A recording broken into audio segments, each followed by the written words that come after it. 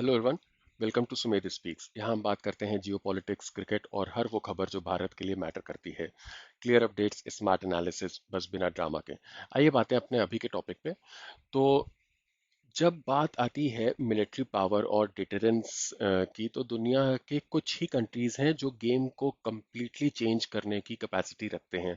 और इस हफ्ते रशिया ने एक ऐसी ही कैपेबिलिटी दिखाई है, एक मिसाइल जिसे एक्सपर्ट्स कह रहे हैं the most dangerous weapon ever built. Russia ने ऑफिशियली कंफर्म किया है कि उसने सक्सेसफुली टेस्ट किया है बुरे वेस्टनिक, एक न्यूक्लियर पावर्ड और न्यूक्लियर केपेबल क्रूज मिसाइल। यानी ये मिसाइल सिर्फ न्यूक्लियर वेपन ले जा सकती है, बल्कि खुद एक छोटा सा न्यूक्लियर रिएक्टर यूज करती है अपनी propulsion के लिए।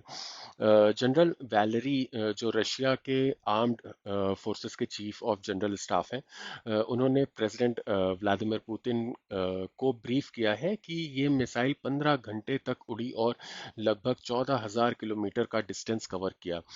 सुनने में लगता है साईफाई मूवी, पर ये सच है। इसका ऑफिशियल डेजिग्नेशन है 9M730 बुरेवेस्टनिक। इसका मतलब होता है स्टॉर्म पेट्रल, और नेटो इसको एक अलग कोड नेम देता है SSC-X9 स्काईफॉल। देखिए, normally cruise missiles fuel based propulsion system use करती हैं। उनकी रेंज लिमिटेड होती है और उनको रिफ्यूल भी करना पड़ता है, लेकिन बुरेवेस्टनिक के अंदर एक मिनिएचर न्यूक्लियर रिएक्टर लगा है। यानी थ्योरेटिकली ये दिनों तक हवा में रह सकती है और पूरी दुनिया के अक्रॉस ट्रैवल कर सकता है बिना रिफ्यूलिंग के। इससे पहली बार 2019 में न्यूक्लियर थ्रेट इनिशिएटिव ने एनालाइज किया था, और उन्होंने बोला था कि ये मिसाइल न्यूक्लियर वॉरहेड्स कैरी कर सकता है, लो एटीट्यूड में ग्लोब के अराउंड सर्कल करता है, मिसाइल डिफेंस सिस्टम को इजीली डॉज कर सकता है, और वॉरहेड को अनप्रेडिक्टेबल जगह पे ड्रॉप कर सकता है। ये मिसाइल सिर्फ एक वेपन नहीं है, ये एक साइकोलॉजिकल प्रेशर टूल भी है, जो दुनिया के मिलिट्री बैलेंस को चेंज कर सकता है आगे आने वाले समय में।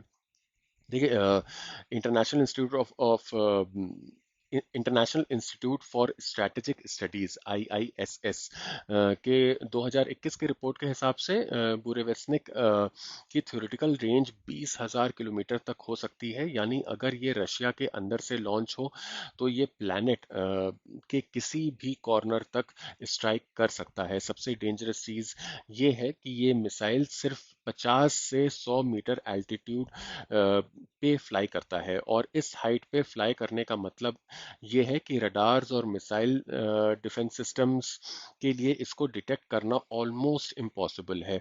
और जब आपको पता ही नहीं चलेगा कि अटैक आ रहा है और कहाँ से आ रहा है, तो डिफेंस करने का कोई मतलब भी नहीं बचेगा। अ, अब ये अनाउंसमेंट कोई रैंडम कोइंसिडेंस नहीं है। ये टेस्ट एग्जैक्टली exactly उस वक्त हुआ जब यूनाइटेड स्टेट्स ने यूक्रेन को long range western missiles use करने की परमिशन दी। साथ ही यूएस ने रशिया के दो बड़े ऑयल कंपनीज को नए सैंक्शंस भी लगाए हैं। रशिया ने इसे डायरेक्ट प्रोवोकेशन कहा है। और इसी बीच एक और इंटरेस्टिंग डेवलपमेंट हुआ। यूएस प्रेसिडेंट डोनाल्ड ट्रंप, जो रशिया और यूक्रेन के बीच में पीस डील मीडिएट करने की कोशिश कर रहे थे, उन्होंने बुडापेस्ट में पुतिन के साथ मीटिंग कैंसिल कर दी। Reason, negotiations not progressing. तो क्लियरली रशिया और यूएस के रिलेशंस अपने सबसे नीचे पॉइंट पे हैं, और पुतिन ने एक बार फिर वर्ल्ड को सिग्नल दिया है कि डोंट मेस विद रशिया। देखिए, ये न्यूज़ नेटो और यूएस के लिए एक नाइटमेयर है, क्योंकि बुरेवेस्निक जैसे वेपन का मतलब है, अगर कल कोई भी कंट्री रशिया के बॉर्डर के पास भी अग्रेशन दिखाता है, तो उससे पहले ही डिटरेंस क्रिएट हो जाता है। लीडर्स जैसे पुतिन और ट्रंप दोनों ही नेगोशिएशन टेबल पे हमेशा अपर ग्राउंड ढूंढते हैं, और इस वक्त क्लियरली अपर ग्राउंड रशिया के पास है।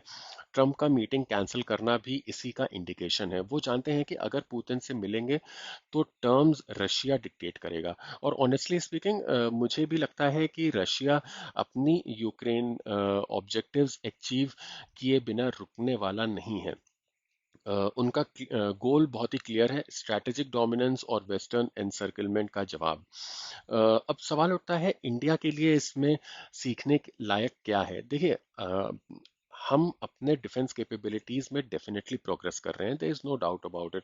ब्रह्मोस हो गया, अग्नि हो गया, तेजस हो गया, और अब गगनयान जैसे प्रोजेक्ट्स हमारे स्ट्रेंथ दिखाते हैं।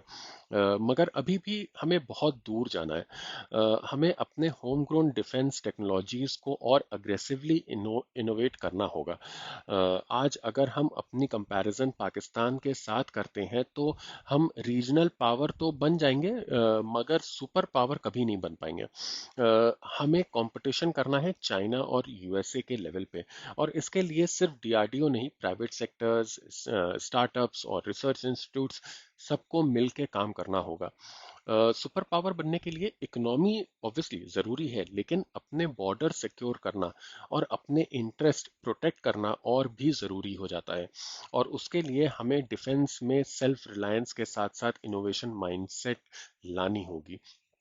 रशिया ने दुनिया को एक बार फिर मैसेज भेजा है, military innovation decides global influence. और अगर इंडिया को आने वाले डेकेड में अपनी वॉइस ग्लोबली असर्ट करनी है तो हमारे पास भी बुरवेस्निक जैसे कैपेबिलिटी होनी चाहिए, अपने वर्जन में अपने तरीके से। आप लोग क्या कहते हो और क्या सोचते हैं? क्या रशिया ने एक नया कोल्ड वॉर स्टार्ट किया है, और क्या इंडिया फ्यूचर में अपनी न्यूक्लियर टेक को इस लेवल तक ले जा पाएगा? आप लोग जरूर कमेंट सेक्शन में बताइए।